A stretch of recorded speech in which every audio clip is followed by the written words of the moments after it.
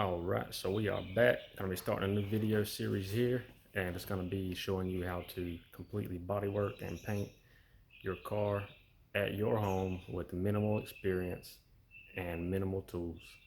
So let's go ahead and show you the car we're gonna be starting on. I'm gonna make these videos as short and short-winded as possible. We're gonna just stick to exactly what you need to know, cut out all the filler.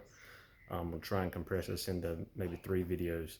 So the first one's gonna be starting today. We're gonna get the car tore down, cleaned, inspect it, get a plan of attack on it, and then we're going to start on the metalwork on it.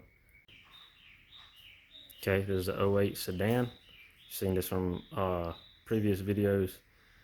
You might notice it's wrapped, and in one of the previous videos we unwrapped it, and yeah, we actually had some more material left, so we re-wrapped it, and I was going to be doing a video on that, showing that whole process, but I ended up I only recorded about half of it, so I never ended up uploading it. But let's show it to you real quick.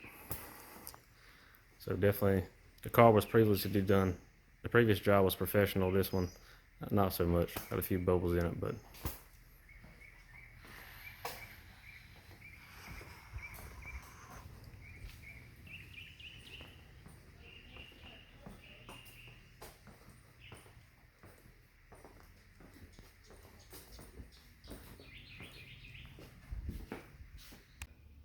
so I'm going to skip to this next part, which is going to be tearing the car down, unwrapping it, and getting it ready for body work.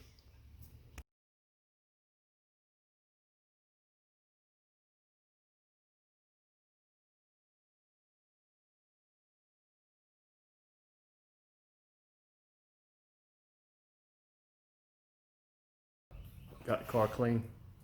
So the next thing we need to do is just do an inspection on it. At this point, all I have to do is take a Sharpie and go around the whole car and just circle any areas that we need to address. Luckily on this car, the factory paint has actually in pretty decent shape, so it's got a lot of reflection on it.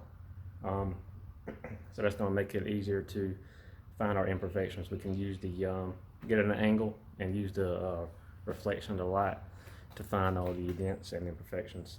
If your finish isn't really glossy, another trick you can do, you can wet the car down with water and use the reflection of the water to, find the imperfections on it, or you can really soak it down with some wax and grease remover, and that'll do pretty much do the same thing. So either one of those will do, but I'm gonna go ahead and grab the Sharpie and we'll start checking it out. Okay, so I'm gonna start here on the hood. This is a small ding that I'd already put a little glaze on before I wrapped it, but we'll go ahead and circle it anyway. The rest of the hood's in pretty good shape. It's got, the rest of the hood's in pretty good shape. It's got like some rock chips and stuff like that, but we'll address all that. This fender is going to be hard to tell, but this is an aftermarket fender I put on before I wrapped it because the stock one had some issues. You can see a dent here, got another one here. There's a little one up in this area. So we'll circle all these. So we'll circle all this stuff. I don't know if I'll be able to get these on camera, but there's a really small low spot here, and then there's actually a high spot here.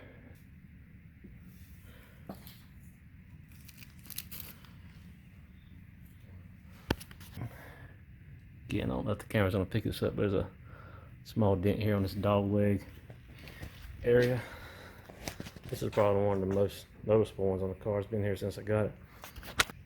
Back here on the deck lid, we're gonna be filling in these holes, obviously, or somebody put a wing on it. Also right here, we've got some where the paint is peeled back. There's actually, the vinyl wrap did that. So whoever says vinyl does not damage your paint, you can tell them that that's not always the case. So I don't know if you can tell it, but see, there is a divot right down here, and again, I don't know if you can see on camera, but This trunk lid actually has, it looks pretty good, but it actually has lots and lots and lots of really small dings and depressions on it. Looks like it might have possibly at one point maybe a slight hail, some really light hail, but the whole thing is pretty well peppered. This is a really minor. I almost didn't see this one. These doors look pretty good other than from the wrap with the paint off. But this rocker from this spot all the way down, there's quite a bit of ripples here. Really minute. Also, like I said, we've already seen the one on the hood. One's here.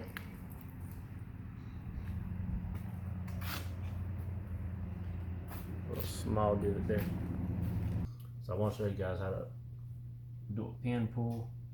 This is probably the deepest dent I have. So we're gonna round this down and weld a pin and pull it just to kind of show you how it's done.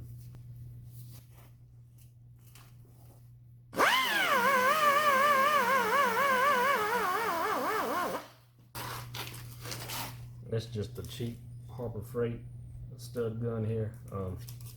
Just going along with the theme of doing it yourself at home. Just shows you, you don't have to have the most expensive tools. I'm going to use a small 2mm pin here.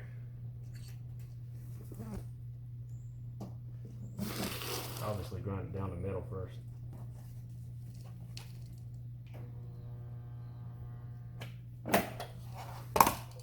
Just hold it about maybe a second. I had to go back and grind a little bit more down because it wasn't a big enough bare metal spot for it. Only hold it for like half a second to a second. Pull her on. This is very thin metal, so we really don't have to put much pressure on it. A little pressure, couple taps.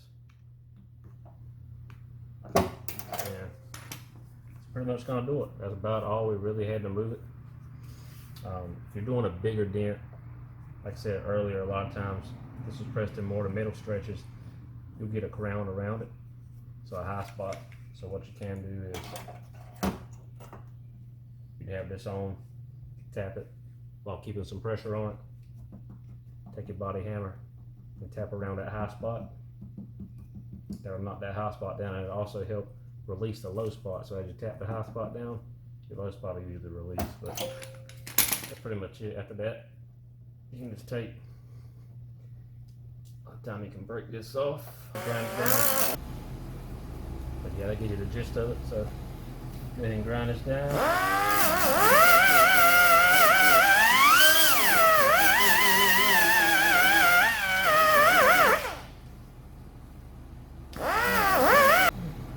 A little low spot there, so we'll let a second pin.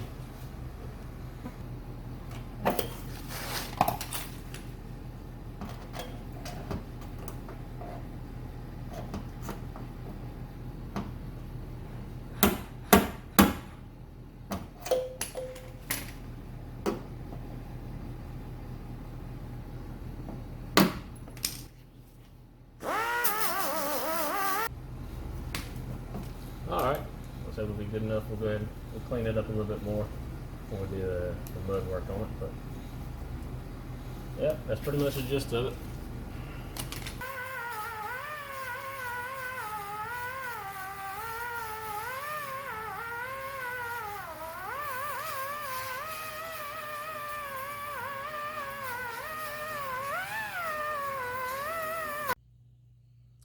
We've already got the battery disconnected since we're going to be welding. Also make sure you're always using correct PPE, safety glasses, gloves, welding helmet, depending on what are you doing. I'm going to be welding this with just a MIG welder. It's nothing fancy, so a Hobart. It's a MIG. You can, I've welded holes like this before. I've welded holes like this before with flux. It works. You can get the job done. It just makes for a messier weld, so you really have to make sure you clean it up afterwards. But you can do that in a pinch if you need to. What I'm going to do is I'm going to back these with some copper, and I'm just going to fill them in with the welding wire. Now, I've filled in holes like this before by taking a piece of scrap metal, like a piece of an old fender or something, and put on the back side of this, as a backer, and then just weld the hole around. And that's really easy. Even if you're not a good welder, you can really definitely get that done. It's a pretty easy job. And I wouldn't really mind doing it here, but on these parts, when you pop the trunk, the back of this is going to be exposed, so I want to try and weld these without any type of backing material. And I mean, you can get the job done. Like I said, if you want to back welds and do it like that, you can get the job done. Some people might argue that by lapping metal together like that there may be potential for corrosion issues in the future, and that may be true. But then again, by the time that happens, this car is probably going to be off the road anyway. But we're going to try not to do that. So we're going to try and just fill these in. First thing I'm going to do, like I said, I'm going to clean these holes up. I'm going to grind down a good spot on the car to put my welding ground on. And we're going to see if we can get these filled in.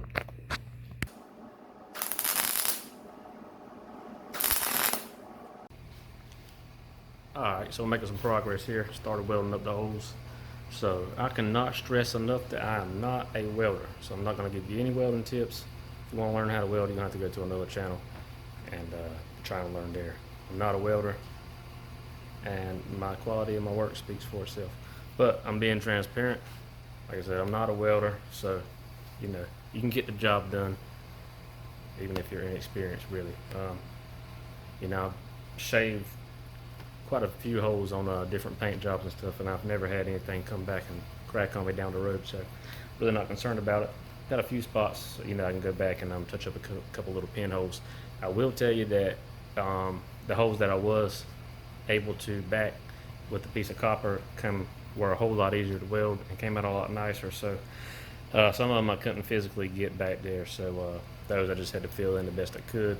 They didn't turn out the best, but make it work. But anyway, I'm not a welder. I don't play one on TV, but this is what we got right here, so I'll let you check it out. So these are the holes for the emblem. Came out pretty good. Got a couple little pinholes we can go back and touch up, but I just ground those down, hit it with a roll lock. This one I backed it with some copper old penny, and came out pretty decent. Couple pinholes. These I couldn't back. They could use another pass, but this will work for now. Right here we got a high spot, very minute, so all you gotta do is just take your hammer, slightly tap it down. Does not take much force at all. Doesn't take much force at all to move this thin sheet metal here.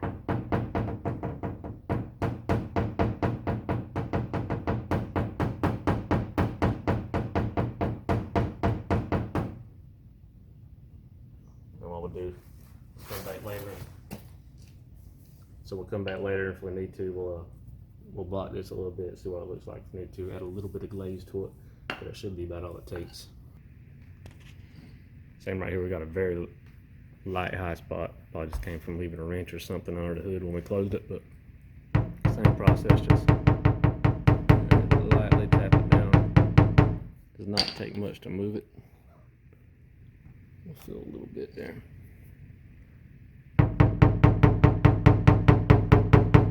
Just let your hand be the guide. Yep, that should do it. So that's gonna do it for this one. Make sure you check back soon. The next video we're gonna be getting into fillers, blocking, priming, prepping, and getting everything ready for paint.